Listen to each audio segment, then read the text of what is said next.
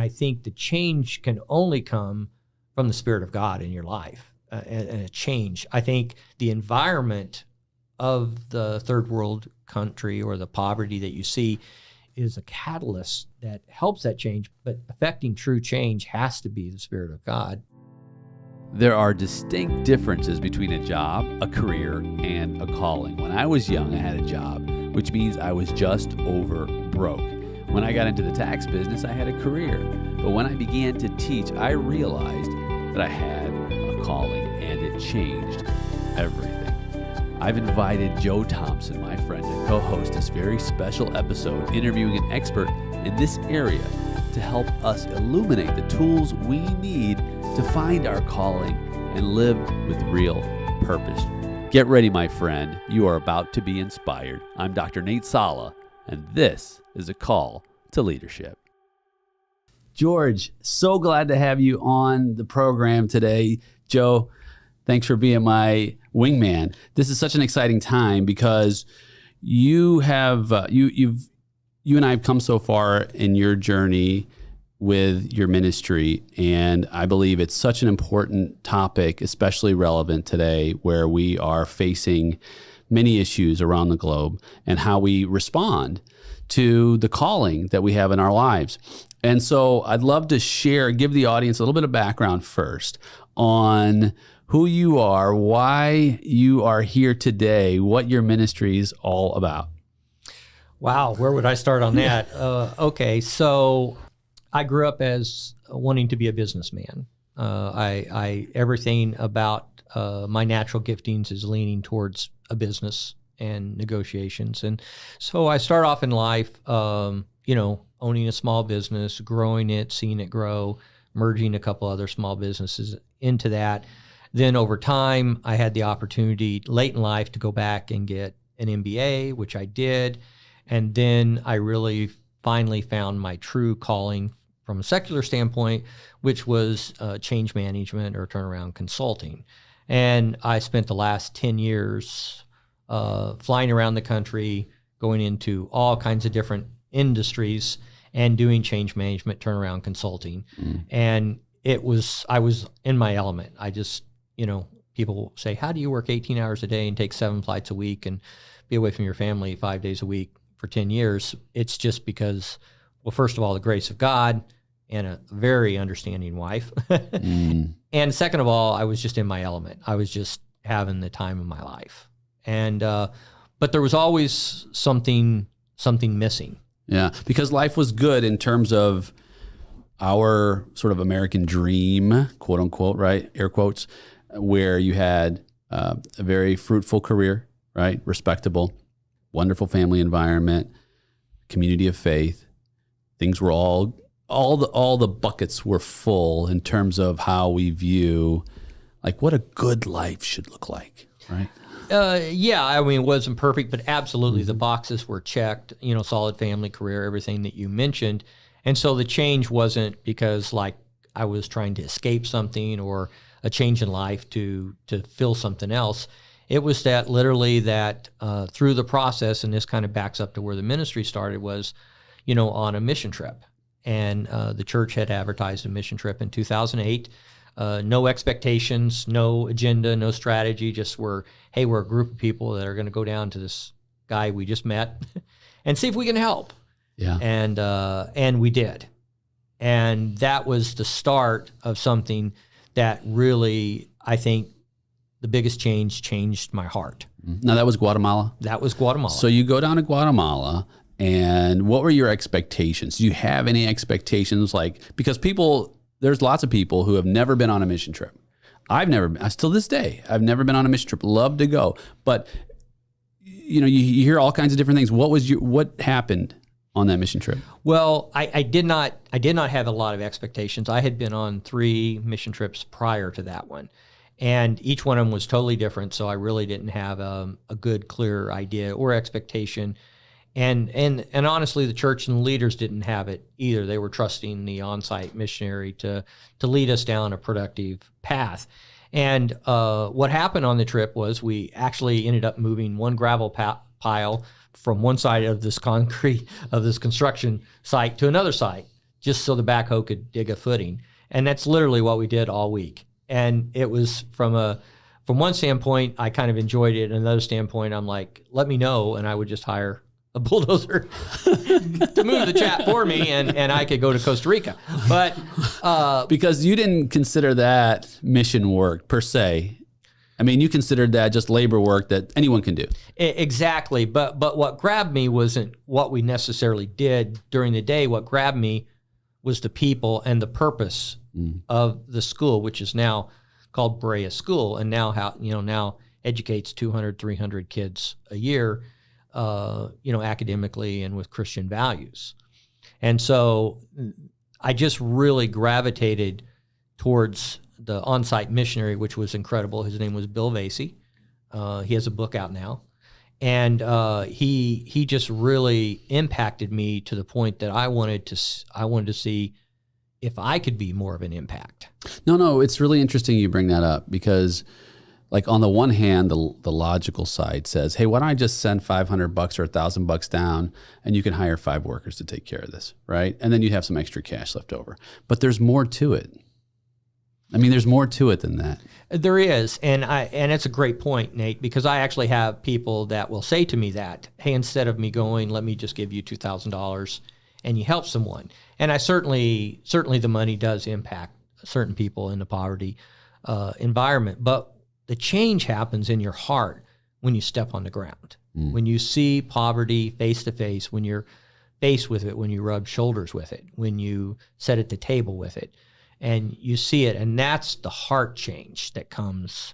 And we've seen people, and I know this might be a little bit of a rabbit trail, but we've seen people in our church and other people that have went on this trip that have maybe been marginal Christians or people that are struggling with their character, dads that struggle with their character and different things, have went on this trip, and it's been life-changing. We had one trip that I remember that we had 11 young people that were at that career age of college and high school, and 9 of them at the end of the trip committed to do Christian work the rest of their life as a full-time occupation, whether it's a pastor, music leader, or missionary. And so sometimes you think about, like, I got to get my hands dirty and be shoulder to shoulder with someone somewhere far off to really understand, even on a minute level, where they are. It's just like, it's easy just to throw money at people, but I mean, that's convicting to even think about it. So you have this was it an instant change? Was it a gradual change? I mean, you come home, was it a seed planted? It was definitely, Nate, a gradual change. And so that was in 2008, which is, I guess, roughly 14 years ago. And the mechanics of it, we came back. I was all excited. I wanted to go back and experience it again. And what happened is then I went to the leader, and then they were like, well, we're not interested in doing it, but you could lead the trip. And so in 2009, I put a trip together, and I took the youth again. And, I kind of Georgified it. So wait, stop right there. All right, Georgifying it. I jumped at it? Was it, I was like, whoa, I have trepidation? Was it, wow, this is what I've been waiting for? I mean, what was going on in your mind, your heart? What were you feeling?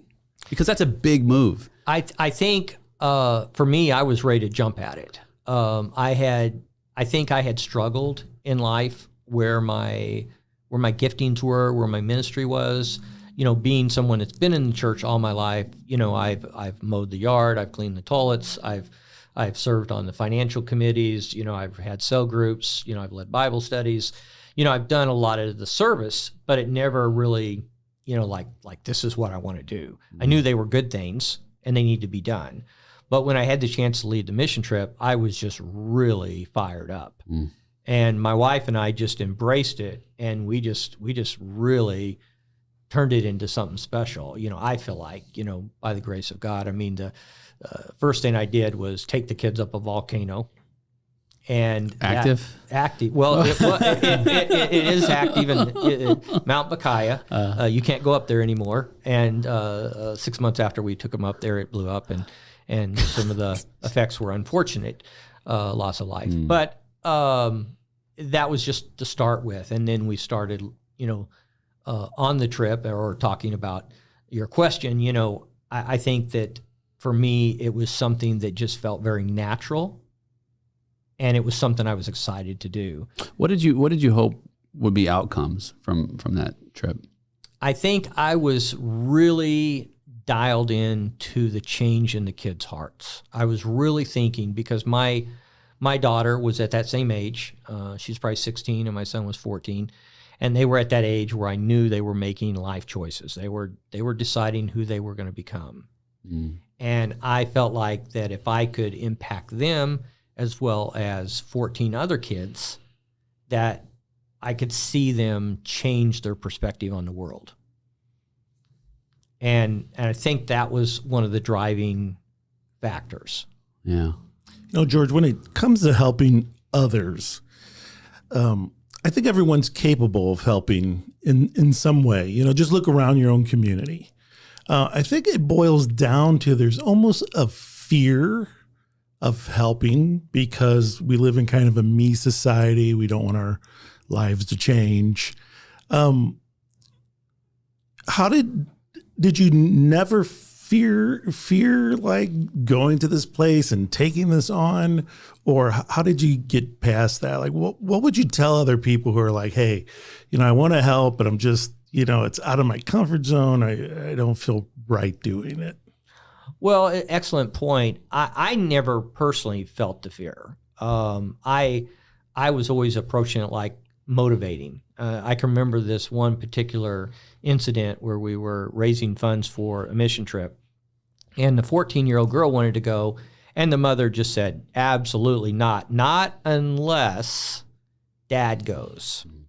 And Dad was there. And so I immediately went to the dad and started talking to him about the changes, and he was also feeling that he knew that his daughter would be getting at the age of going to college, and now's a good time to kind of have a father-daughter time together, some memories and some depth in their relationship. And so he ended up going, and that turned into maybe a 10-year relationship I had with that gentleman that actually impacted the ministry as well as the daughter did. So the family support made a huge difference in that case. Yeah. Who would you recommend going on a mission trip? Well, I spent the week with my mother. She's 80 years old, and she has some health issues, and she's going. So I don't like to necessarily take someone on a trip that's under 14, but I allow the age to go down a little bit if the parents are convincing in their way of managing that child. So for me, probably 14 to 80. When you say changes, what kind of changes do you see? Do you see changes in perspective? I know that we live in an environment, especially here in the West, in the U.S., where entitlement to all kinds of things it's almost becoming part of the DNA for a lot of us in the United States. I grew up with, not only poor, but like the opposite of entitlement. I didn't want anyone to do anything for me. And I don't know if it was like I was just stubborn or a combination of things, but I didn't want any handouts growing up. And I always wanted to, quote unquote, be my own man, right? But there's a much different mentality for many who think that that we don't have it very good here in the United States. And I wonder, certainly there are people who do not have it good, but I wonder how going to a third world country and serving others can change perspective. Because I've lived in, I haven't been on a mission trip, but I've lived in very poor countries as well. And it changed my worldview on, wow, I am so fortunate to be in the United States because there's so much more opportunity here than many of the other places that I've been to. Well, Nate, it definitely changes your worldview to be in a foreign country, as you alluded to. For me, I think the 1 week experience for a young person is an amazing change in what they're looking. The only way that I can really communicate that, I feel effectively, is to mention the results. So as an example, many of the 14-year-olds that were on that first trip in 2009 went on to serve God, and to get an education in an area that they could serve people in the poverty area. For instance, one girl that's been a big part of the ministry went on that trip, and she went on to study Spanish. She went on to become a school teacher, and now she's working here in St. Louis in a really tough area, and she's really affecting change in that area. And I can think of 2 or 3 other people that were a part of that. And so I've seen a lot of dramatic changes, not only in my own life, which has been at the top of the list as far as I'm considered as a change, but even in adult men. I've seen one gentleman that went, was struggling with his marriage. He was struggling with his identity, as a man, and that was causing all kinds of rifts with his family. And he decided to go probably for the wrong reasons, probably for adventure, And when he came back, the whole time being with God and being in a foreign country and being around other strong Christians literally changed him to the point when he came back, and he confessed to me years later that it was that mission trip that changed him. And he went on, maybe 3 or 4 right after that. And so I've seen a lot of changes by people, and some are minor changes, like, say, a perspective or a worldview, and others have been dramatic, like, now I'm going to become a doctor and serve in a third world country, or now I'm going to be a teacher and help kids. Nate and I often talk about, especially when you listen to a leader speak or a so-called leader speak, and people have they're inspired by it. But inspiration has a tendency to wane over time. And it seems like, as we talk to you about the people who've experienced this, you keep using the word change, not inspired. They were changed. Do you think it's just the magnitude of going there and being hands-on and seeing the people and seeing the results that take it from, hey, I'm inspired to do something, to I have this change in my heart? I think that's a very insightful comment, because I think that I look at inspiration kind of like caffeine. It's a short-lived something to get like you over that. that. Hey, I need a cup of coffee to get through the last 2 hours of my workday, or to finish this 3-hour drive, and it's a short-term thing. Where I look at the change as something that changes your entire life. It's a 180 in the road. I was going east, I'm going west now. And I think the change can only come from the Spirit of God in your life, and a change. I think the environment of the third world country or the poverty that you see is a catalyst that helps that change, but affecting true change has to be the Spirit of God, because we've all seen people that maybe had trouble with alcohol or other type of addictions, and you very rarely see someone that actually changes. You have, I've been clean for 3 months or something, but there's always a gravity to come back, because it's maybe they're just being inspired and they're not changing. So you took people on mission trips, and there were heart changes, but there was a change so dramatic in you that I don't want to say necessarily on a mission trip you didn't come back, but eventually you did not come back.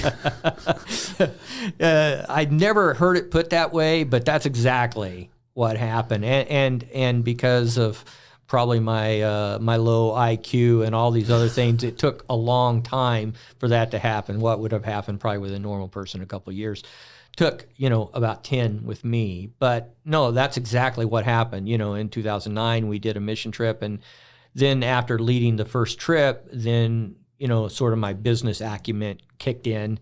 And then I'm like, what's the purpose? What's the strategy? What's our objective? What's our 5-year plan? All that starts just running through my veins. And we start checking the boxes on that. And then I start communicating with the missionary more often than just, hey, do you got the hotel ready? And are you going to feed us? We're really talking about change in their culture. So now we're talking about change, in a third world culture. And the next year, all my friends in my church said, hey, I'm glad you're taking my kids, but I want to go. And so then I started doing 2 trips a year. And that was in 10 and 11. And then in 2012, we started doing 3 trips a year because it wasn't enough for me to bring the youth, enough to bring the adults. Then I needed a week to kind of prepare for the trips because now I had an agenda, now I had a plan, now I had a strategy, objectives. And that's when we kind of unveiled the ministry, was in 2012, that we wanted to, the initial thrust or objective was to help widows and to get them off the street and to build an environment for them. And God used our church in that year after that to say to us, hey, this is great, you're doing all these mission trips, but you're doing a lot of transactions, and so maybe it's time that you create an entity. And that had never crossed my mind. And so I sat down with the group of guys that's now been going for 3 or 4 years, my wife and others, and we sat down and we prayed about it, and God just delivered us the scripture, Isaiah 6 and 8. And we started looking at that, and we really wanted something, again, from the business acumen, we really wanted something that communicated a thought.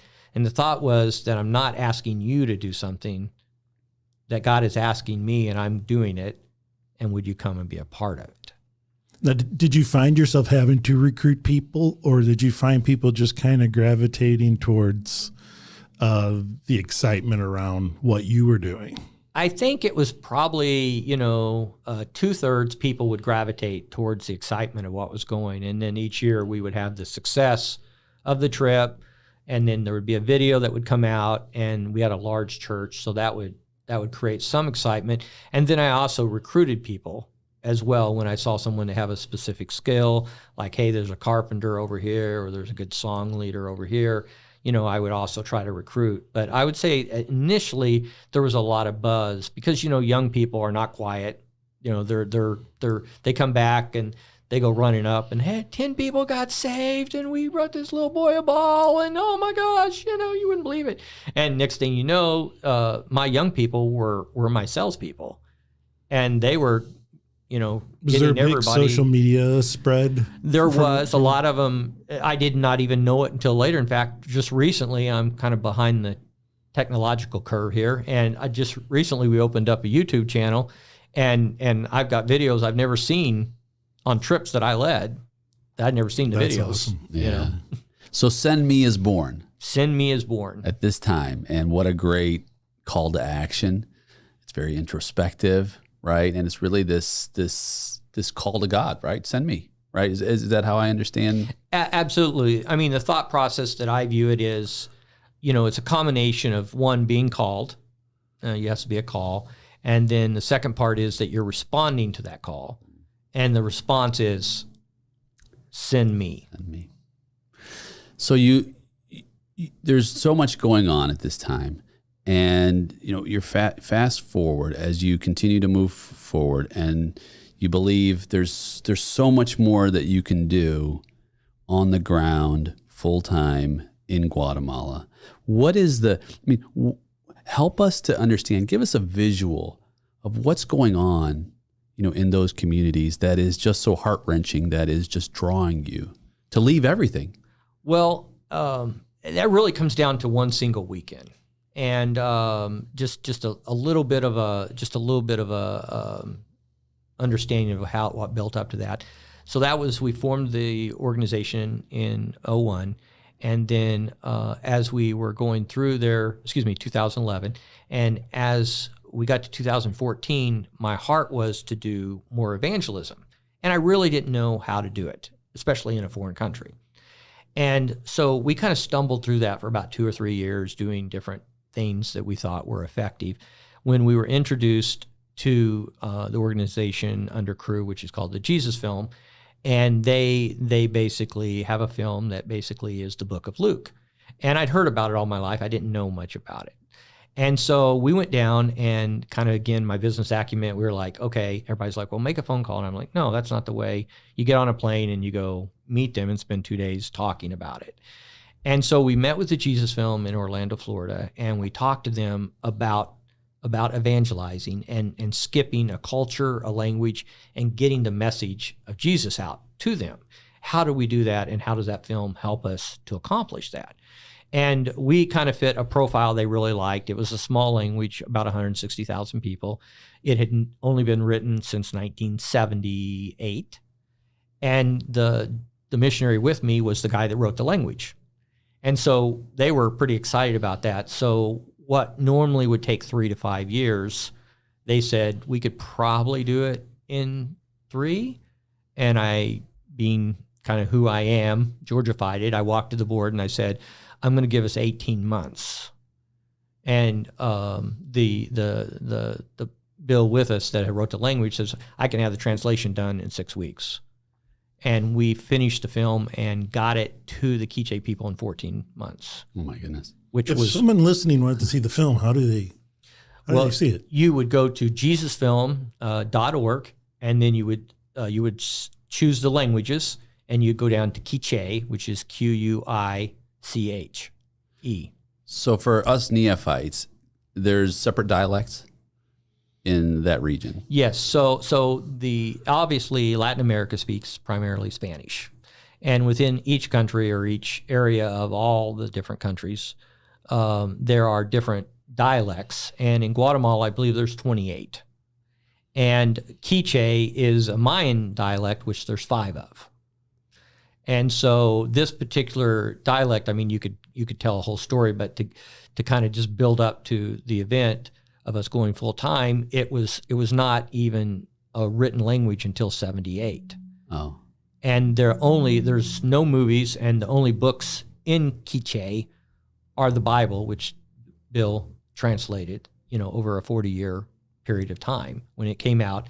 Ironically, the first time we had the mission trip in 2009. So God brought this all together. So coming back to preparation in doing the Jesus film with our business acumen, I'm thinking the Jesus film is saying, probably thousands of people will come to know the Lord. And I'm like, well, if we have 1,000 people coming to know the Lord, how are we going to disciple them? And so we immediately started doing pastors' conferences to kind of bring the volunteer base and make sure from a theology standpoint, make sure from, just a logistics standpoint, they would be there to help us. So we recruited roughly about 37 pastors. And so we worked for a year and a half while the Jesus film was working on the film and translating the audio to the film. We were working on the logistics of seeing a move of God in that area and seeing these salvations. Are you still working full-time? I'm still working about 60 to 80 hours a week. Okay. So yeah, just a little overtime. Yeah. Leave Sunday after church about 2:00 and you get back Friday about midnight. Yeah. And so my wife was basically at that point, she was working full-time in the ministry, whether it be accounting or logistics or embroidery or whatever it would take. And so as we built up to that moment in time, that weekend in 2017, we received a lot of help, encouragement, training from the Jesus film. They were very instrumental in training us on what to expect, how to do it. And we had the largest by far mission trip. We had 37 people. The whole church was excited about this event, as well as the people that donated. Each film is $35,000, and we didn't even know who donated the money. And so we got down there on that weekend, and with all that work and with everything that we had done, we started off with 3 teams of evangelism. We went door to door around the property that we owned at that point in time to promote the film and say, hey, you may not know this, but there's going to be a film coming out in your language. It's about Jesus, and we'd like to invite you to come. And so we saw numerous salvations, including one lady that was 100 years old, during that week as we prepared for the premiere, if you would, of the movie. Do people know? Tell me about. Do people know who Jesus is? I mean, do you have to explain? I know in some regions there's no knowledge of Jesus. It's no different, Nate. It's very similar. You have people that maybe have went to church. You have a heavy influence of Catholicism.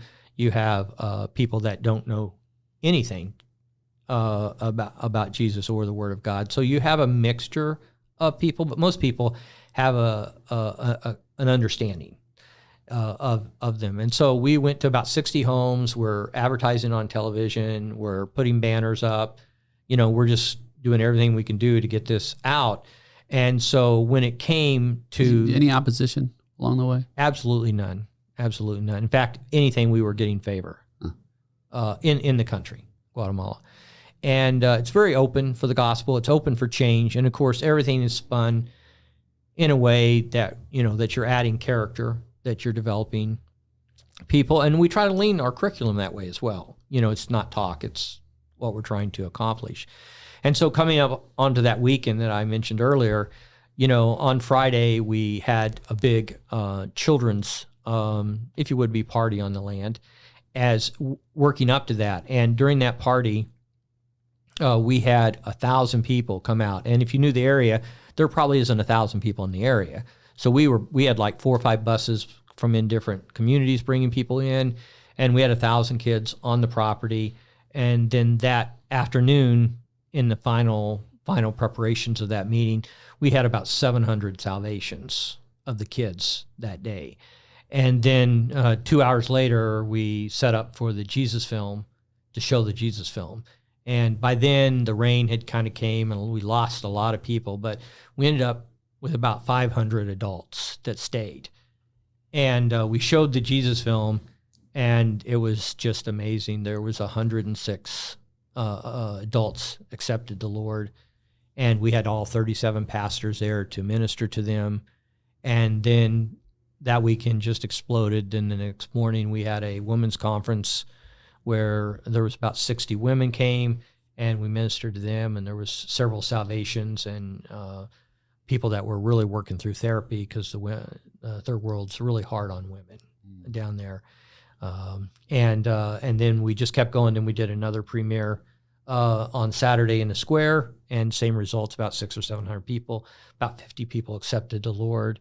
And then on Monday, we handed the film out to all the pastors, and then it started being broadcast on TV on a regular basis. And then we were put in the national newspaper, and it was just unbelievable. Wow. What was a moment like when you had the introspective of, hey, I'm evangelizing? Like I've turned that corner from, making that plan, so to speak, like that business plan, to I'm evangelizing. What did that feel like for you personally? I think for me, my aha moment came, I had taken 2 weeks off that week and then the following week. When I got back home, as a common routine in my house, I opened my suitcase as I traveled every week for 10 years. And I transferred my suitcase from Guatemala into my business suitcase. And as I was sitting there moving, your cell phone charger over and, all the things that you would do and adding your suit clothes and stuff, it just dawned on me what happened.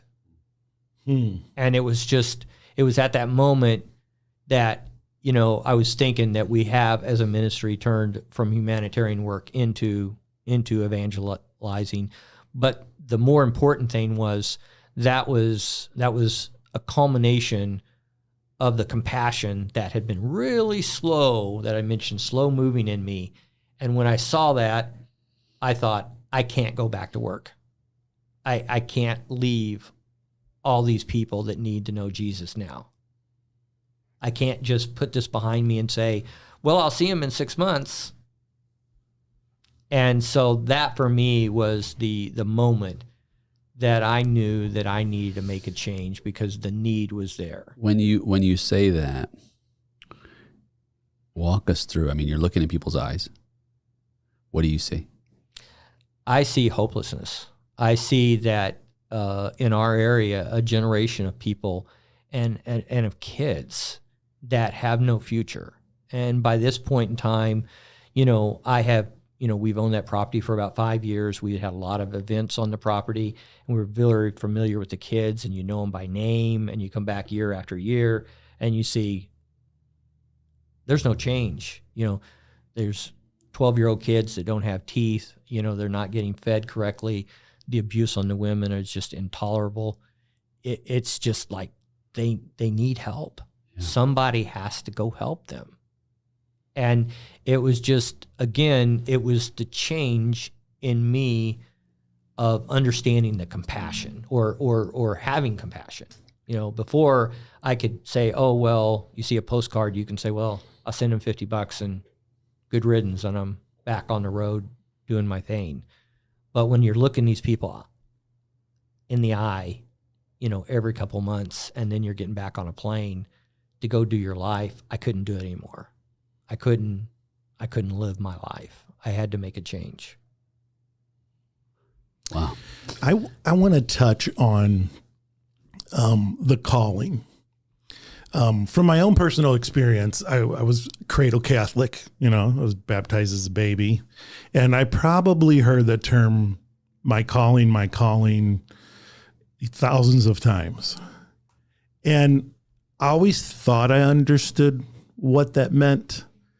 But honestly, until Dr. Salah and I began putting together Great Summit Ministry, up until that point, I had no calling that felt like a direct interaction between God and myself. And then when I did get it, it was more like a nudge instead of a push. Like I thought it would be this very like huge moment. But it was just a nudge, and it just began with a conversation. And I'm interested, like, it's always hard for me to explain that to people now that I understood it. How would you explain, like, personally what happened to you? Like, what did that calling, like, feel like? You know what I mean?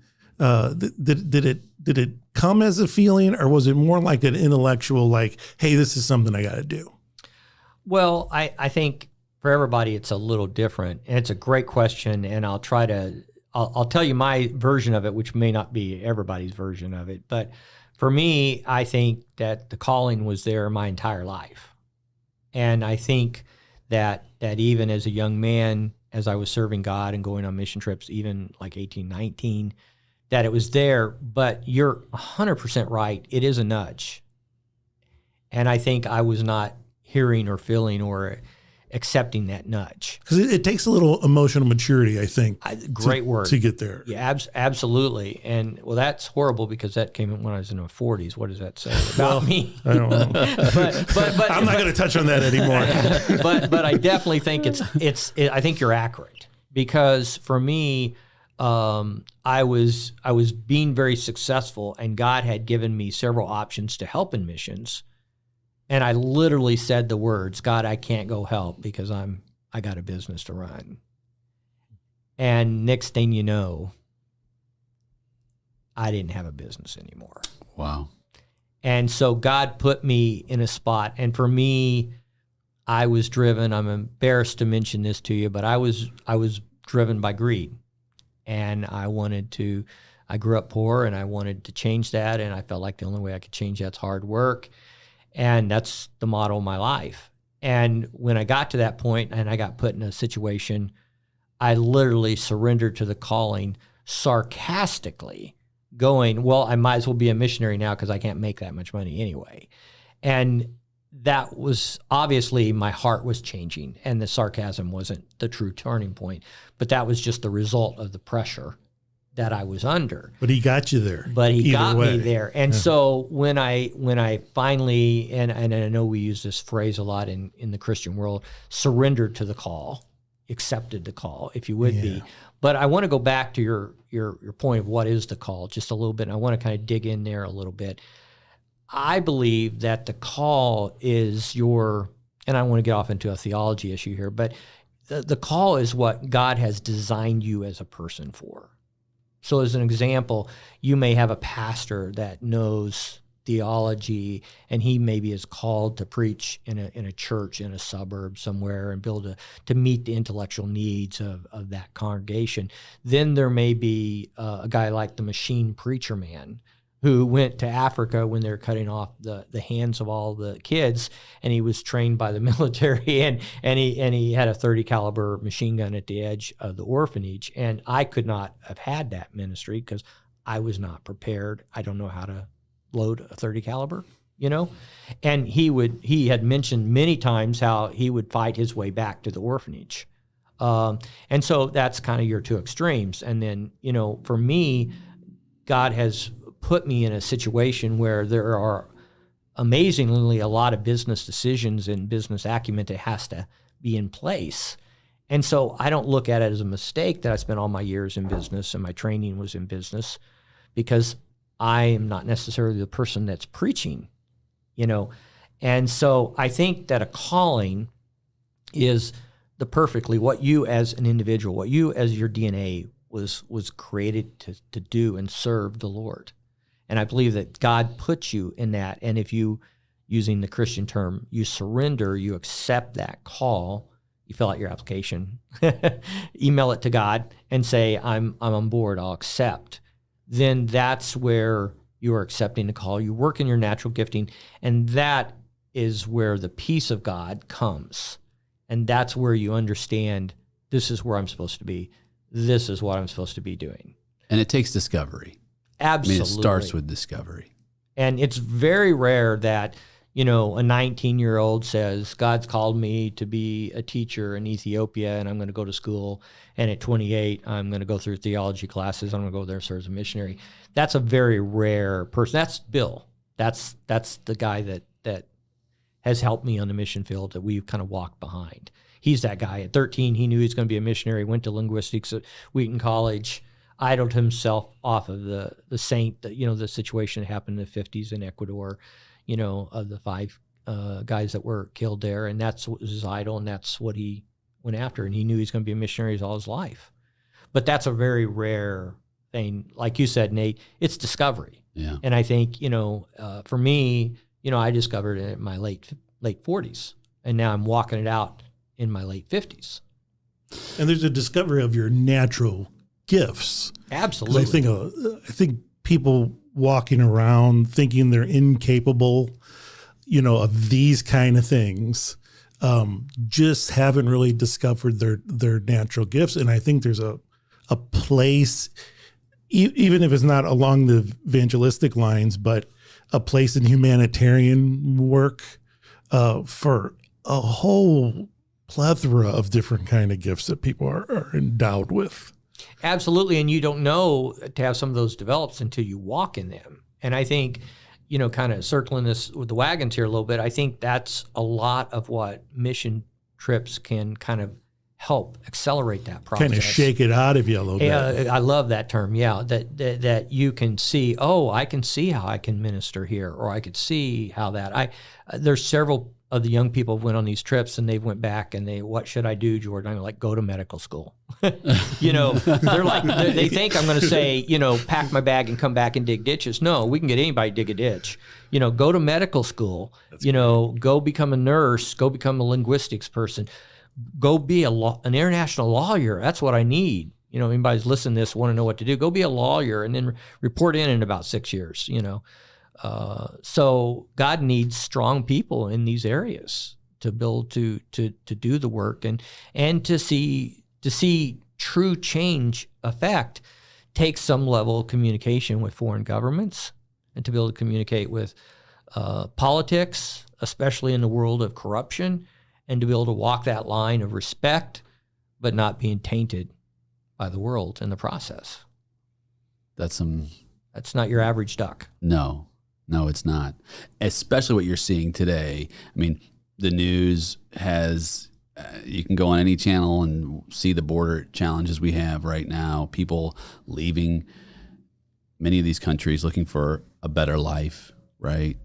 And it's heart-wrenching. It's heartbreaking to see how difficult people have it in other places, to where they just, all they want to do is just have dignity and a comfort, just the basics of life. And that's what you're seeking to provide. Absolutely.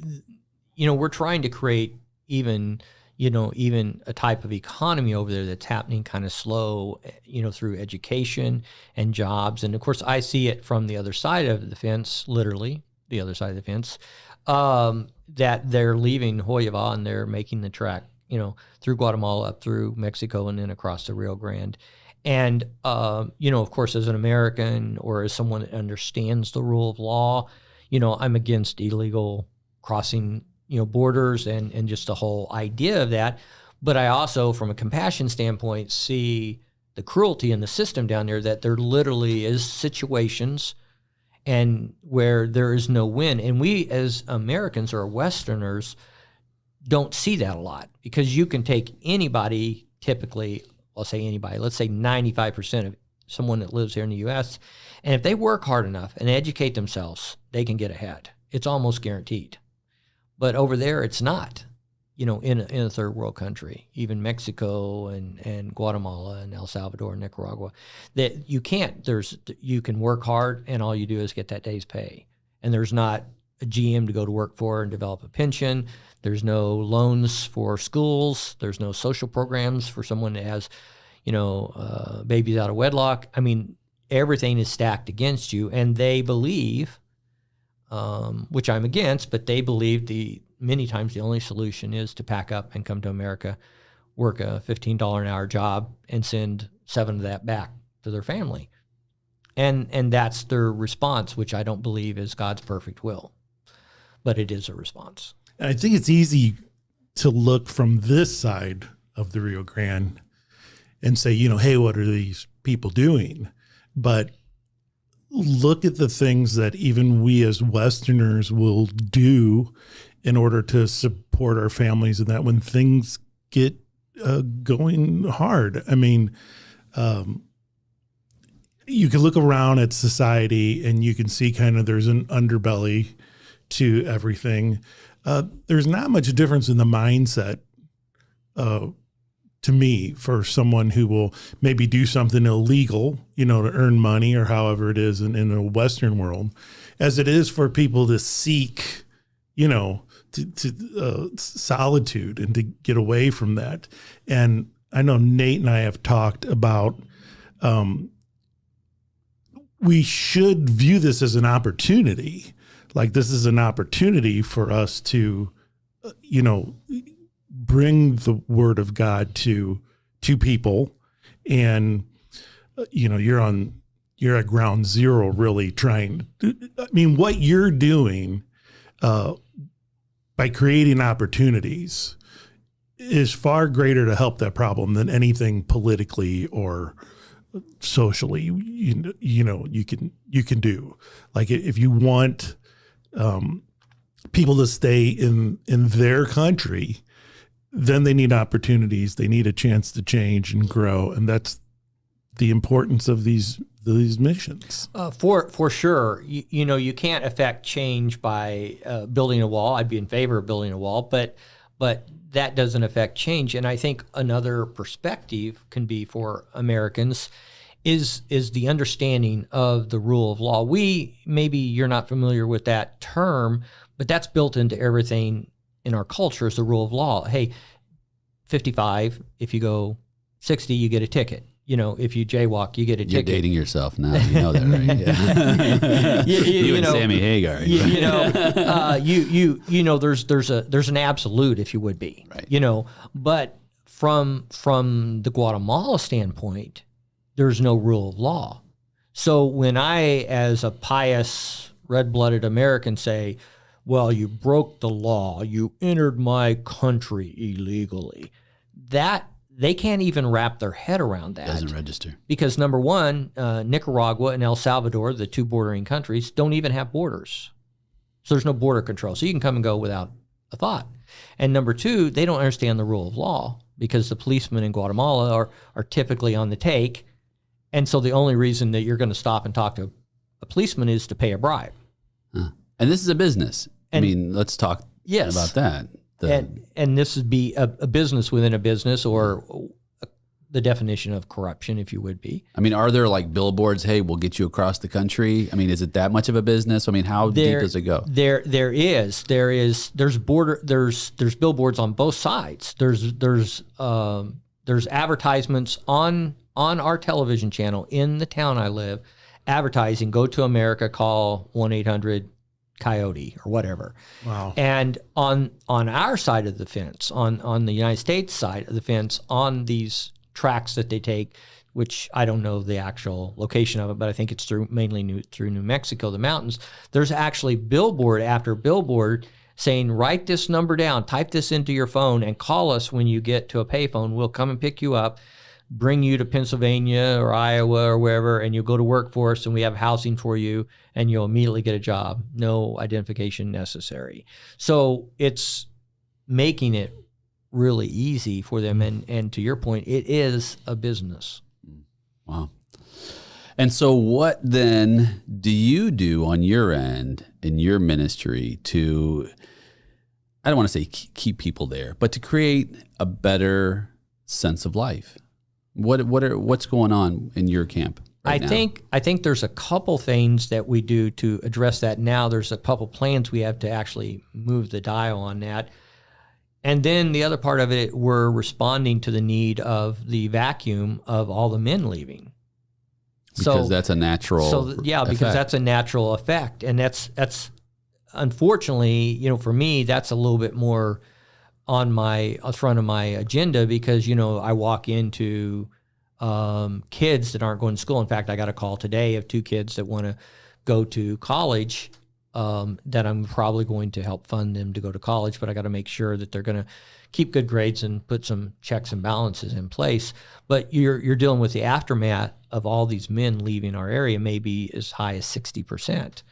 And so when we're going to the country, you got widows that don't have food, you got kids that are not being educated, you got young women that are being preyed upon.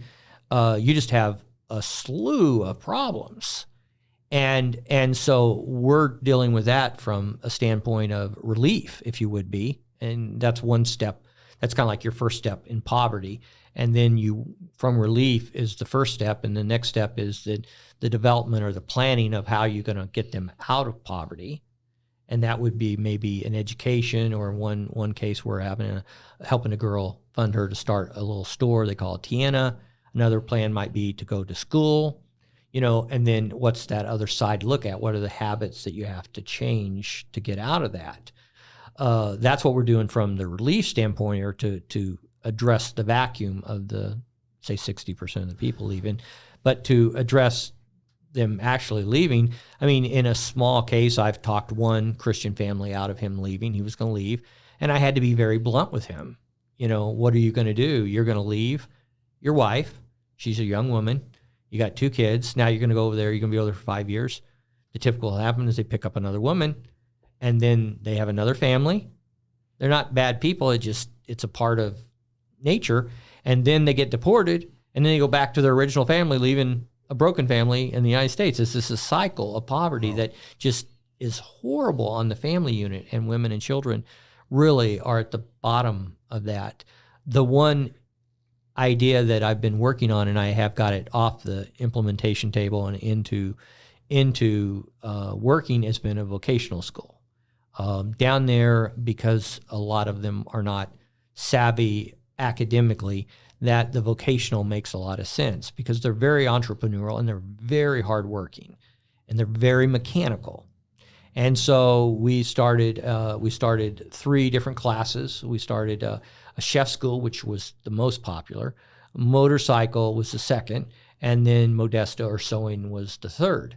And so we funded the equipment, and we developed a relationship with the local vocational program, and then they were able to come and serve, and I taught a change of behavior curriculum. And because I thought it's no good for them to learn how to fix a motorcycle if they still can't manage their money or they still don't plan. And so, I was trying to teach them concepts, and we're developing that into something we call plan de vida, or in English it would be called a plan for life. And so the plan for life is, setting down, what are you going to do this year, next year, what do you need to do to accomplish that? Just basic things that our kids learn in junior high here. Wow. And that's one of the things that we're trying to do to change that. But right now it's on a small scale, but it's also in the proofing stage where we're proofing the concept of what changes and teaching them about expectations. Because if I can, this one last point is really critical, is one of the things that's missing, it's easy to identify like the academic portion, but the one thing that you don't see right away, and unless I was living there, I wouldn't have caught on to this, is there's no mental toughness. So that's one of the biggest attributes identified when I taught at the vocational school, was that the minute they have a problem, they give up. So the idea of working through the problem, and there's little to no problems solving skills. So I know that's a bigger issue, but I just addressed the one issue I felt like I could move the dial on was the mental toughness, was explaining that, yeah, you go to school, maybe you fell, or maybe you fell a class, or, but they would, to the point of like if it rained, they would give up on school. And so teaching that attribute that I think is driven into us as Westerners, through all kinds of different methods, is probably one of the biggest gifts that we can give to them, is a mental toughness to know that you can accomplish something, and you have to accomplish it by working hard and having a goal and setting expectations. Just sharing that, some of these, what we call basics, on that level it's really humbling to even think that, where you have to start. I mean, you and I have had conversations around cognition. I mean, just synapses firing. I mean, you find that you've got to even start in places that are so extremely ground level to just help people. I mean, just tiny, tiny steps. Well, one of the things that's so challenging, and one of the things that we've learned, because we've had kids living with us for 3 years, we took in from the hospital, abandoned kids that we took in, and it's really taught us exactly what you just described from our past conversations. Is with the young kids, it's more obvious because they're more vulnerable and they're more communicative, and they don't have to hide anything. So if you ask them a question, they just answer the question, and so you can get to the facts matter. But what is happening over there is through this, what you mentioned, is the fact is that because of A, trauma, and B, nutrition or the lack thereof, you don't have the synopsis, you don't have that quick call memory, you don't have that short-term memory, or that path that creates that ability to memorize something like 2 times 2, 4 times 4, whatever. And they are having trouble with that. And we originally thought, that we're dealing with like special needs kids. But what we found out, it's the trauma and or the nutrition, and they can work hand in hand. And sometimes you get both, sometimes you get one. And so, when I'm dealing with, when I was in the vocational school and I'm teaching with, and these are probably the upper crust of the kids, and I'm teaching kids 22 to 28, and they can't memorize, they can't do simple math in their head or simple multiplication. And when I was teaching them Excel, very few could even get the concept of multiplying a cell against another cell. Something that you're not looking at like the components of Excel, but just looking at doing a problem. And so you have to go way back in education to get to the ground level, to build to ground zero, if you would be, of why they're not able to learn. And so you have to dig back that, and that's why we're going to that standpoint of trying to do what we call is a plan de vida, or a plan for life, for each person we're ministering to, because sometimes there's psychology involved, sometimes there's nutrition involved, to really get to the cause and to affect change. If you want to be inspired, I'm not being flippant, I guess I am, give them a hamburger, give them a bag of rice and then leave them, because it absolutely does nothing. But if you want to affect change, it is a long-term relationship with them that may be 5 or 10 years. I'm 3 years into the kids in our house, and we're just now seeing true transformation of lives, both spiritually and natural, academically, thought process, problem solving. Is there an opportunity for adoption for Westerners? It is tough for Americans because it was misused in the 90s. And there was a lot of kids that were taken out of the country, and Guatemala responded with tighter restrictions. It's not impossible, but it is very difficult. And as we even look forward to developing, an orphanage as well, it's very difficult because of the abuses in the past. But it is possible. George, how do people find you? Well, Our address on the web is sendme.org, and you can contact me through email, which is simply george@sendme.org. Awesome. Hey, George, I'm going to put you on the spot. Not that I haven't already, but eventually we'll each be on that great summit, that very top of the mountain where the end of our life is before us, and everything that we've accomplished is beneath us. How would you describe, in memory of, George Roller? Wow. I think it's the tale of two lives. It's the tale of a life that pursued my own ambitions, what I would believe was success. And it's the tale, or act two, of George following the calling of God. And this is the second act.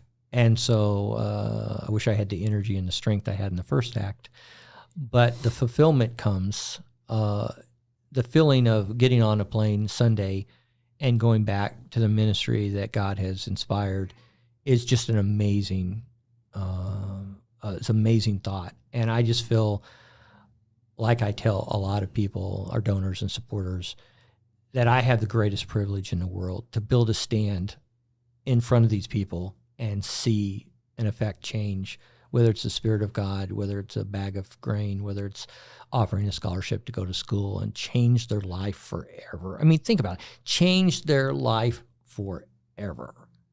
And I feel like that, if you were standing on my grave, that's what it would be, that you would say, well, he served himself for 40 some odd years, and then he served God for hopefully more than 19 in a way that God has blessed, and God has blessed it. And I feel like that I haven't done much other than answer the call of Isaiah 6:8. Here am I, Lord, send me. George, we are definitely on your way. Thank you, brother. Thank you for joining us. What not only an inspiring, but hopefully a motivating and moving discussion that I know will speak to someone today. Thanks for the time. You bet. Joe, thanks for co-piloting, brother. Thanks for having me. I couldn't have been in here with a better guest. You're awesome. You're an amazing guy, and we appreciate all the things that you do. Thank you guys so much. All right.